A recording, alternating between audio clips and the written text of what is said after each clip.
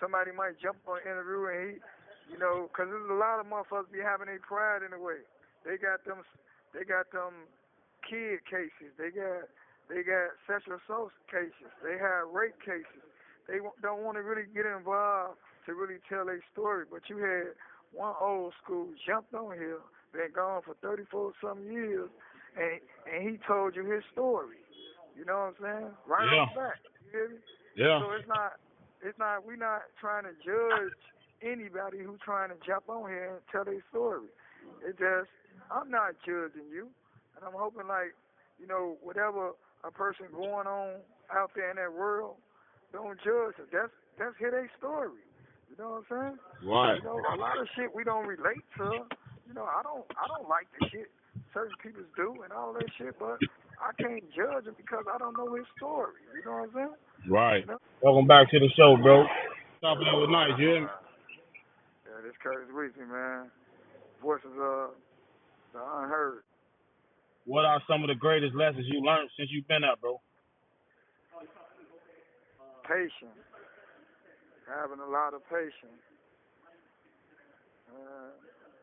Learning a lot of things as far as bettering myself for something I ain't, even though I'm in here for somebody else wrongdoing. But it taught me a lot about everything out there. You know what I'm saying? It's not good to really take life for granted. You know what I'm saying? Right.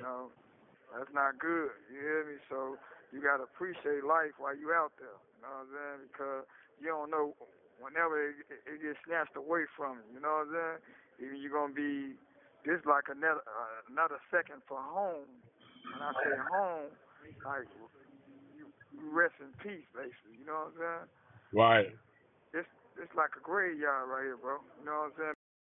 You be out of sight, out of mind, and you dealing with a lot of individuals been gone for a long time, and mostly some of them they stuck in their own ways too. You know what I'm saying?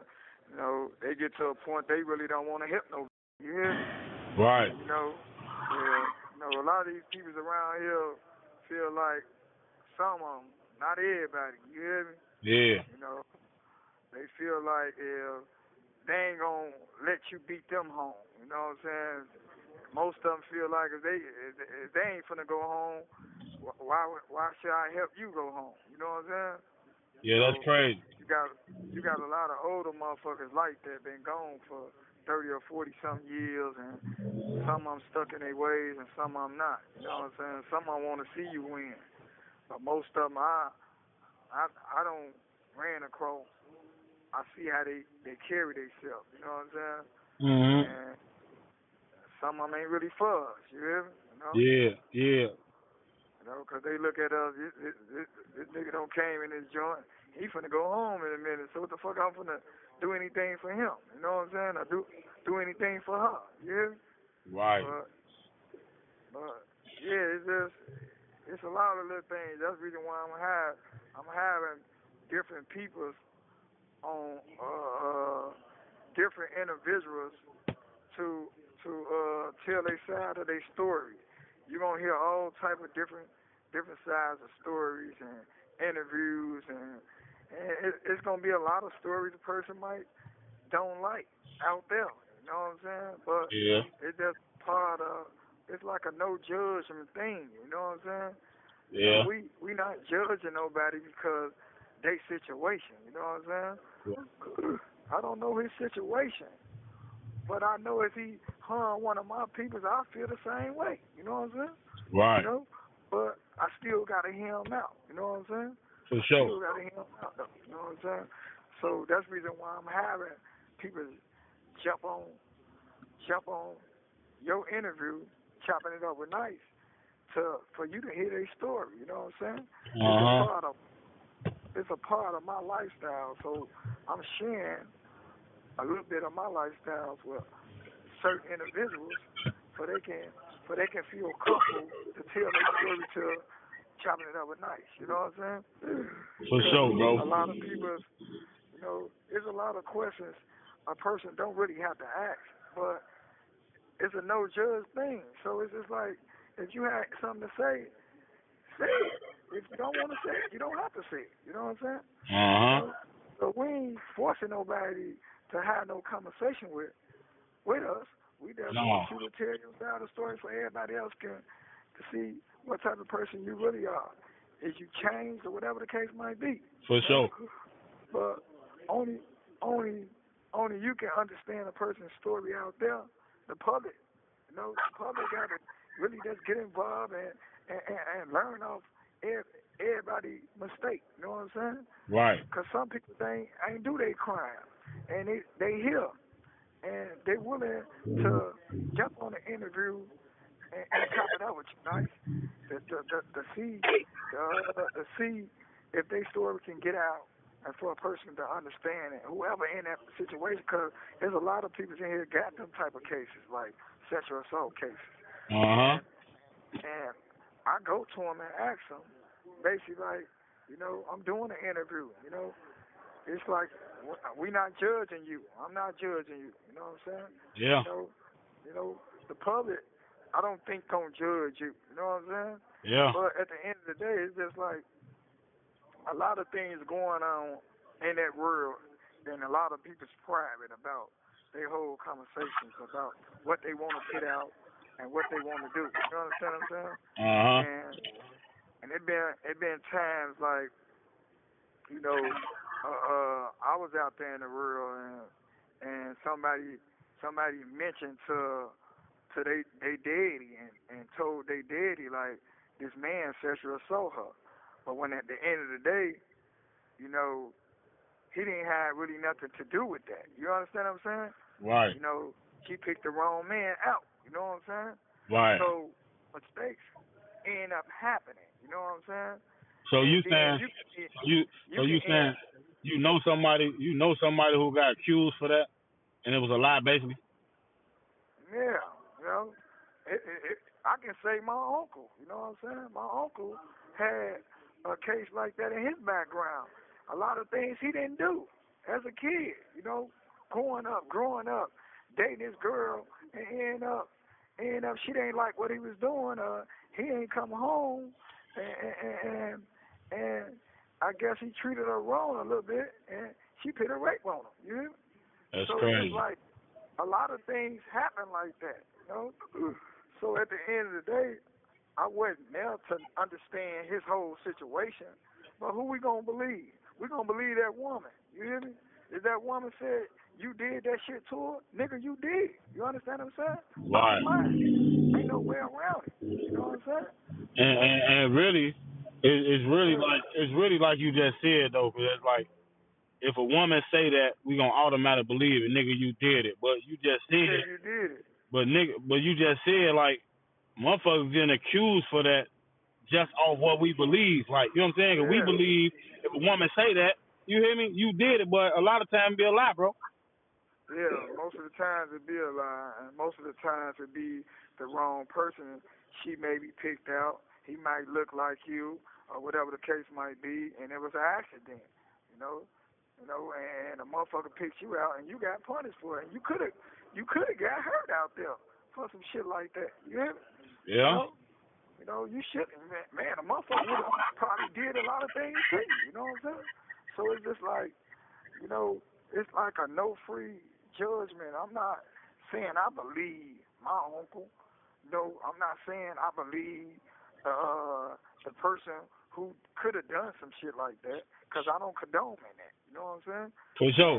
and and because I got girls, I got nieces, I got aunties, I got a mom. She does rest in peace. I have grandmamas. So I believe that shit should never happen. You understand what I'm saying? Yeah. So if it happen, it's gonna shit. You might as well just gonna put me under the jail. You know what I'm saying? Because I'm not going for it. You hear me? Right. So, so at the end of the day, I get it. I understand. But you got to hear a motherfucking side of the story For before we sure. start jumping and doing something hurting another individual and fucking up his life because a person picked him out and she was angry at him. She picked the wrong person out, looked like him, because everybody looked like him. That's the reason why I don't really like the dread thing. You hear me? I Right. don't like my kids to wear the dreads because everybody out there looking like somebody. You know what I'm saying? Right. And you can be mistaken for a identity because that person had dreads and he had the same color you have on, so a motherfucker picked you out, and now you in a line, a motherfucker point you out, saying that's you. I'm saying though, a lot of Mexicans don't got dreads, bro. They look alike, bro, and they get like. My thing I is, know. we all look alike, No, bro. it don't have nothing to do with the dreads. It just you can end up at the wrong place That's at the all wrong I'm saying time. right there. That's it. But I wouldn't, me A lot of personally, I motherfuckers get like mistaken identity, bro. exactly. I like the dreads on everybody, but when it come down to my kids, right, I tell them I don't really like it. Because I Right. don't really, because I do a lot of shit out here, a lot of shit out there in that world. There's a lot of shit going on, and my grandbaby getting them. You hear me? My Right. stepson got them. Two of my stepsons got them. You hear me? A couple of my kids got it. One of my kids, he just starting to grow it. You hear me? So Right. it's just like, It's I just a know trend, bro. It's that's just a a trend trend. out there. You know You what know what I'm I'm saying? saying? Yeah, I know That's it's a all it trend. is right now, bro. It's a I trend. want them to go back to their little bald phase and they get their little ways back and shut me down or something. You hear me? And that's the thing. Once a motherfucker get them, bro, ain't no going back, bro. Nigga want them I dreads. You already know? know. I already know. But I seen a lady used to work in Stakeville, and she was an older lady, but well, she had silver and gray hair, and man, and she seen my head, so she basically like, you should grow them out. You'll look nice with them. I said, no, I already got them. You hear me? She's like, no, you don't. I said, yeah, my kids got them. I look just like them. Right. Started busting up, but the thing is, she looked good with them. You know what I'm saying? Yeah. It's just how you doing, especially when you keep them clean. You know. But yeah, though, man, the world is just changing, man, every day. So a motherfucker just got to be careful. I For don't sure. really like, I'm having this conversation with you because I want the world to really understand what people go through, and I'm not the only one have a story. It's a million people have a story. You know what I'm saying? I Yeah. think we don't interview like about damn that 22 something people already. You know what I'm saying? In an interview. Mhm. I've been doing interviews for the last 4 or 5 months. I've been chopping it up with you, nice. Yeah. And I want to continue chopping it up. Oh yeah, for sure. Till I head to the streets. You know what I'm saying? For sure. A lot of people out there feel like, now a person got found guilty, that means they guilty, but not necessarily. You know what I'm saying? Right. Just the court found you guilty, the jury found you guilty. You know what I'm saying? Right. But that don't mean a person guilty. You know what I'm saying? People still have to fight. You know what I'm saying? Don't give up the fight because you found guilty, and through this legal system, they shoot down all your appeals. You know what I'm saying? Right. They shoot down everything because the name a person put out there on you, and they go off that. You know what I'm saying? Mhm. And they destroy your whole life by you sitting in this prison. That's for a person signing something on your name can end up signing like a death, across your name. You know what I'm saying? Right. Because this place killed a person. You know what I'm saying? Yeah. You know what I'm saying? And like I said, if your family don't come and get you, it's just like they'll bury you somewhere down here. You know what I'm saying? Mhm. That's all Stakeville was down there. We walking on the floor, but they don't bury motherfuckers down there too. Yeah? Right. So it's just like people's got to understand that if you don't come and get your family, and you leave your family up in these jails, and he's sick, she's sick, and you don't know nothing about it because you're not communicating with her or him. You know what I'm saying? Because you got your own life going on out there, and I get it. But at the end of the day, what if this shit was you? What would you want a person to do for you? Mhm. Would you want a motherfucker to sit back like you not exist? I don't know you. I don't know how you will feel when you get in this situation, you know. And a lot of people, they feel like you shouldn't have to come here to learn here. You know what I'm saying? To understand it, but some people just feel like they have to come to jail to to to know jail. You know what I'm saying? And I don't Mhm. wish this on nobody, man, because this shit this shit hurt, bro. You hear me? Yeah. I And got this a shit couple more hurt. questions too, bro. I got a couple more questions, man.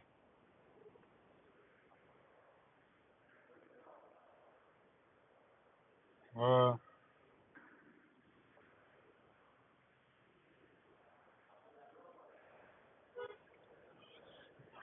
what makes you happy and bring you joy these days, bro? In prison, bro. Really, sometimes talk to my kids and my family, but when that conversation is over and the doors close and the phone hang up, the 20 minutes is up, I'm still going through some pain.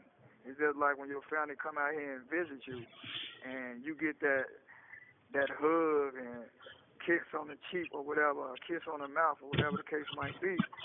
When that and y'all eating up there and y'all having a nice time, but reality check back in when they finna leave and go home, and you finna go back to your cell. You know what I'm saying? Uh huh. That's when the hurting thing come back. You know what I'm saying? But Right. reality check, right? Motherfucker definitely in pain, bro. You know, because to look out the window and seeing you going home and you finna get in your car and pull off, that touch a lot of people. You hear me? That hurt. Right. You know what I'm saying? But a motherfucker happy to see you when you come. You know what I'm saying? Right. But we just ain't going with you. You know what I'm saying? So it's just like that bring me joy and happy. You hear me? Right. And hearing from your family, even if they sending you a letter or a card or an email, you know, pictures of the family, they kids, mostly pictures of mostly pictures of my nieces and nephews, and and some of their kids, I don't even know. You understand what I'm saying? Right. You know, so that hurt too. You know what I'm saying? No, it's not your nieces and kids' fault, but it's the parents' fault for not communicating with you, for you to know who they is. You know what I'm saying? You know, Right. so I can come home right now, and my niece and nephew woke up on me, and I wouldn't even know who he or she is. You know? Right. So it'd be best for all the families out there around the world, you know, to let their family know in prison who their loved ones is too. You know what I'm saying? Right. They'll have joy in that. You know. You know. So it's just like when you don't have that, it feel like you being separated. You know what I'm saying? You only Yeah. want to love on me or care about me when I come home. You know. Right. What is what? Where is the justice in that? You hear me? Right. You know. Make me understand that. I need the love now. I'm gonna try to